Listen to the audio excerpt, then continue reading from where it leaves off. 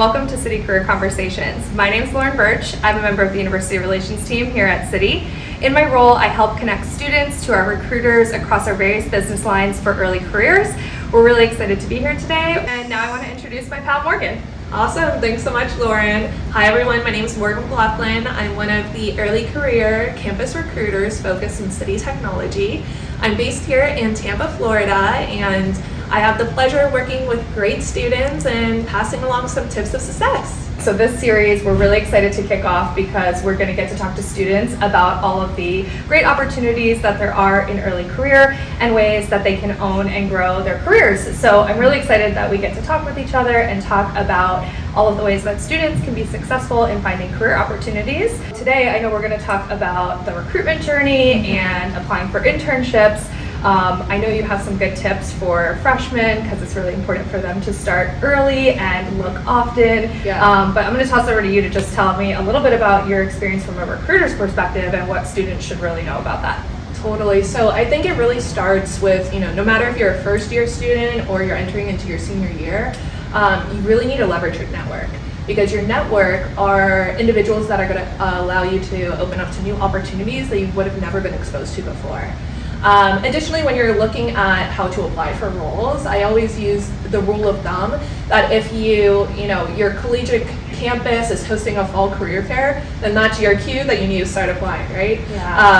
Aside from that, I think putting yourself out there. So attending those career fairs, networking sessions, resume cafes, all of these different events are only going to help prepare you for your future opportunity. Yeah, I think those are all such great points. I think those are things that we're always telling students when we meet with them on campus, and I think it's really important that they take advantage of all of the opportunities that are really out there. You mentioned about the career fairs when they're on and talking about applying, so that's really the time you should really start looking. I couldn't agree more, but the timelines can be kind of confusing for students, so I know that they're different between the different lines of business, but wondering if you might just be able to touch on that a little bit more too. I think when we're talking exclusively about our early career program, so for university students, our applications for those traditionally do open or up around the August-September timeframe. So that's why I say fall career fairs, that's your cue, guys.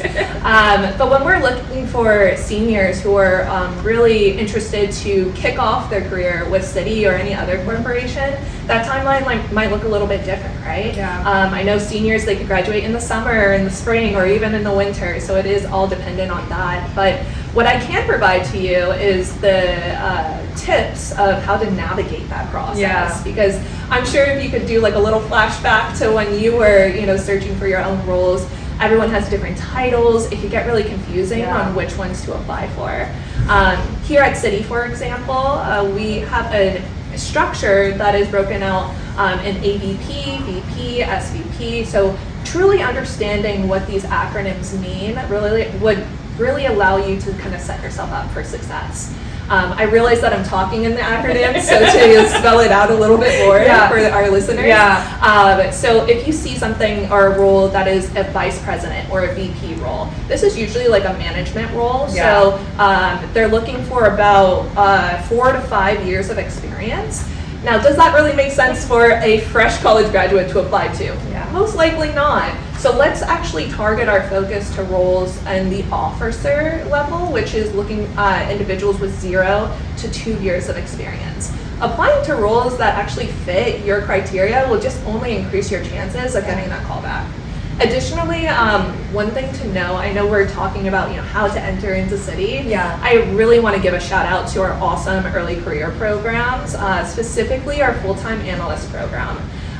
For those who aren't familiar with our full-time analyst program, definitely graduating seniors, you need to take up on that opportunity because the full-time analyst program, kind of using your acronym, is a bumper for your careers, right? Do you want to expand on that? So I always talk about bumpers when you're thinking about early career because I feel like they're kind of safeguards when you're starting your career exploration journey when you're an undergrad. So the way that I see it is that our analyst programs here at Citi provide students kind of that opportunity to make mistakes, but we give them the mentorship and the training that they need to be successful. And then we kind of release them past that after they graduate from the full-time analyst rotational program But if they come in just as a general Citi employee, they don't get those bumpers. And so, yeah, we have mentorship and we have trainings and we have opportunities to be social and do work outside of your regular job, but you have to go seek it out yourself. And our analyst programs provide that for students. And so I think it's really just a good way to help navigate and explore as you're still figuring out all of the career options, because there's so many. And, you know, for early careers at Citi, there's so many programs for students to think about. As you were mentioning, it can get complicated when searching. And I think that it's important to remember that finance is a big term, technology is a big term. So like using your resources like yourself and myself when we go to campus or through our virtual events, we're here to help guide you. So really just rely on the recruiters and the people who are here to support you in university relations and early career overall. And that's why I say your network is your net worth. And speaking of network, would love to kind of tell you, Lauren, how I even came here at Citi, because it wasn't the traditional pathway you would imagine. You know, flashback when I was a college student, I was actually a first-gen student, so I was doing this all by myself, trying to navigate the field. And of course, you know, I wanted to aspire to my dreams and ambitions, which at that point in time, it was becoming a broadcaster, studying mass communications. It wasn't until my senior year, last semester, where I was sitting in one of my courses and I saw the passion and drive of all of my counterparts around me, and I realized I had none of that for this topic, and that's okay. It happens, exactly, and I think it happens to a lot more people than we can imagine. So there's a lot of power in sharing stories like this to, you know, for future students who might be in a similar position as I was just a few years ago, of truly understanding that your major doesn't necessarily need to always correlate to that future career you have, right? I took that time, you know, within my senior year to step aside from what my major was teaching me and look back to what I learned over my time at university, right? Some of those skill sets were communication, teamwork. I think public speaking, I got a lot of engagements of just speaking with students or future leaders, whichever it might be. And as I reflected on those points, I realized this is what I want to do.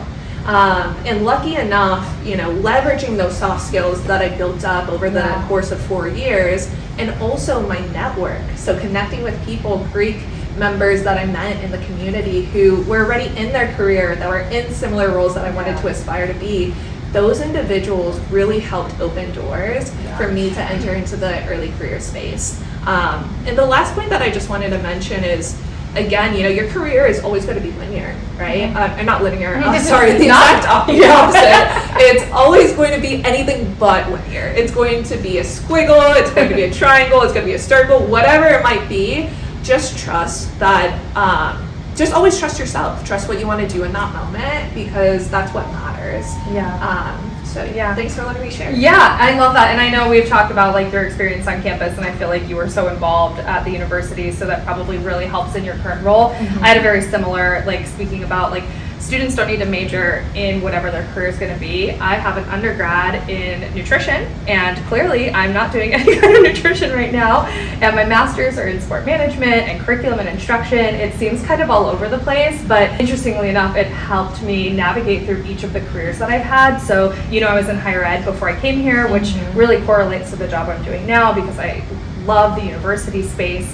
But yeah, I didn't know the jobs that I had when I was in school were even jobs. Like even this job, I didn't really think about it in the way that, yes, I worked in recruiting before. Yes, I talked to students and their families about, you know, going into a university and what that would be like. But I never thought about it from like a banking side, or how, you know, you would have to build relationships with partners at the university to help get students involved in our opportunity. Trust that experience you had. You invest that time for a reason. It helps you grow as an individual, and I'm sure whichever future employer you're speaking to, they want to hear that backstory and how you got to this point, because just like you and me, you know, our own individual experiences make us unique and allow us to provide unique solutions to Citi or wherever we go in our future life. I know you and I will continue to have this conversation, and others will join us as well. So we thank you for joining us on our first episode of Citi Career Conversations, and we look forward to seeing you on future episodes. And for our job seekers out there, make sure you go to jobs.citi.com to check out our open opportunities. for everyone else, don't forget to like and subscribe to our YouTube channel. Follow us on Instagram, LinkedIn, and Facebook at Citi Careers. Can't wait to see you there.